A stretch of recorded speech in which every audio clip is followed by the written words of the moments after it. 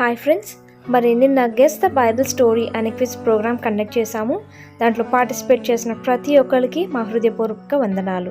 మరి నిన్నటి ప్రశ్న జవాబులు: జంతువులను ఓడలో పెట్టిన కథ ఏమిటి? జవాబు నోవాహు ఓడ. రెండవ ప్రశ్న: చేప మనిషి కథ ఏమిటి అని అడగడం జరిగింది. జవాబు యోనా చేప. మరి మూడవ ప్రశ్న: పోస్టర్ని ఆధారం చేసుకొని కథ ఏమిటో చెప్పమన్నాము. దాని యొక్క ఆన్సర్ 5 రొట్టెలు 2 చేపలు. మరి నాలుగవ ప్రశ్న: మనిషి సింహం బోను కథ ఏమిటి అని అడిగాము. దాని యొక్క ఆన్సర్ దానియేలు సింహపు బోను. మరి 5వ ప్రశ్న: వడిసెల రాయి 2 మనుషులు. దాని యొక్క ఆన్సర్ దావీదు గొలియాతు. 6వ ప్రశ్న: వస్త్రం ఇంద్రధనుస్సు అబ్బాయి. ఆన్సర్ యోసేపు వస్త్రం అంగి. 7వ ప్రశ్న: గోడ పాదాల అడుగులు 7. దాని యొక్క జవాబు యెహోషువ యెరికో గోడ చుట్టూ 7 సార్లు తిరగడం.